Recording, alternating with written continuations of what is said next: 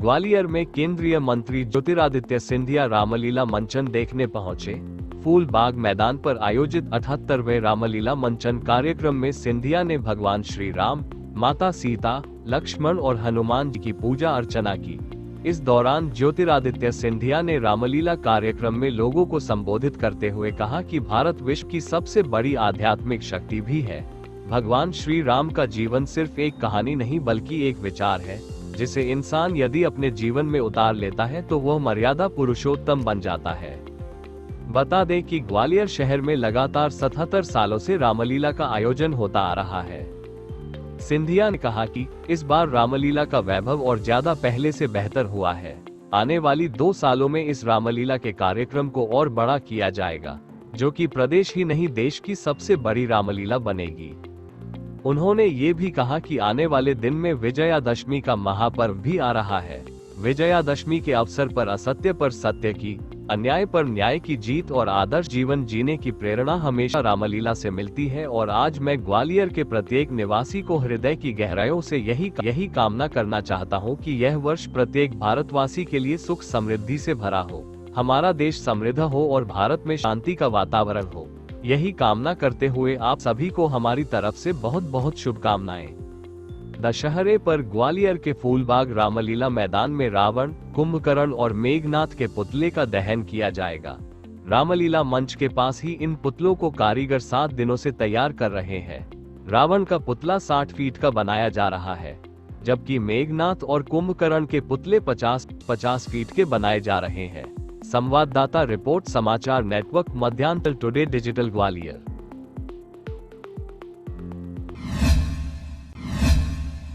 पहला वर्ष है कि हम पुरानी छतरी के प्रांगण से आज हमारे इस प्रांगण में पहुंच चुके हैं, फूलबाग के प्रांगण में पहुंच चुके हैं और मुझे विश्वास है कि 77 वर्ष पुराना ये रामलीला समारोह जो सिंधिया परिवार के पूर्वजों के द्वारा स्थापित किया गया, आने वाले समय में और भव्य से भव्य होता रहेगा। ये रामलीला जो आयोजित की जाती है, ये केवल भगवान राम की जिंदगी की और भक्ति की एक परिचय नहीं, कि भगवान राम की जिंदगी हम सब इस पृथ्वी के वासियों के लिए, उनके मूल्य, उनके सिद्धांत, जीवन शैली, त्याग, तपस्या, समर्पण का भाव हमें अपने जीवन में अपनाना होगा, तभी हम सही हिंदू कहलाते हैं। और ये एक दर्शन शास्त्र है जो हमारे भगवान राम, भगवान लक्ष्मण, माता सीता के रूप में, हनुमान जी के रूप में सभी यहां उपस्थित होते, उनकी भी तपस्या है और आज भारत हमारा अग्रसर हुआ है।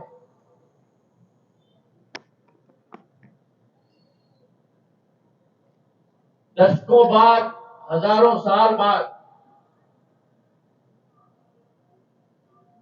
मर्यादा पुरुषोत्तम भगवान राम का भव्य मंदिर अयोध्या में आज स्थापित हो चुका है। भगवान राम की लीला भारत तक सीमित नहीं है, मैं तो ये कहूंगा कि विश्व तक भी सीमित नहीं है, संपूर्ण ब्रह्मांड में।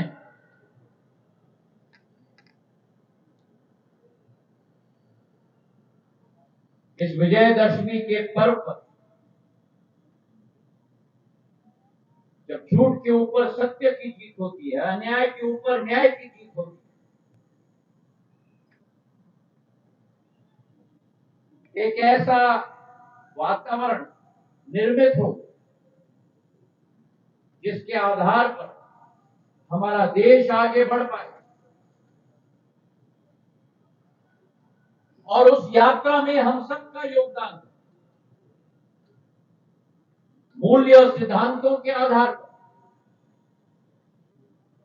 ये भव्य रामलीला हमें एक सीख और ये आने वाले पीढ़ियों के लिए भी एक सीख होगी,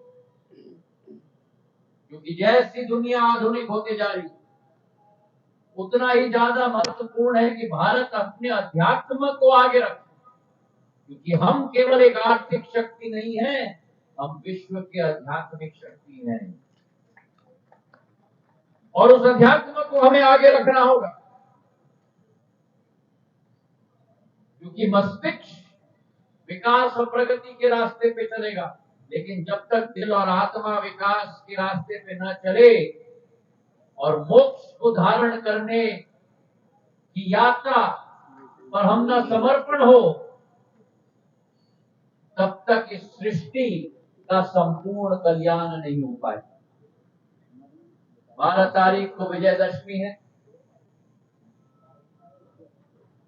विजयदशमी की बहुत बहुत बधाई मेरे सभी ग्वालियर के वासियों को नहीं, मेरे परिजनों को जो यहाँ उपस्थित है, आप सबका परिवार।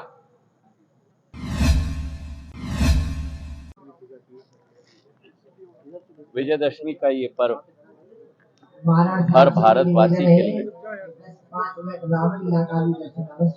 अभूतपूर्व पर्व, और इस अभूतपूर्व पर्व पे हर एक प्रदेश के वासी, हर एक देश के वासियों को मैं दिल की गहराइयों से शुभकामनाएं देना चाहूँगा।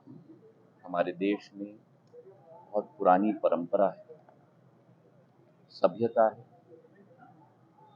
रामलीला की, और ये रामलीला ग्वालियर की पिछले 77 वर्षों से जो सिंधिया परिवार के द्वारा आयोजित की जाती है, धीरे धीरे करके भव्य रूप धारण कर चुका है।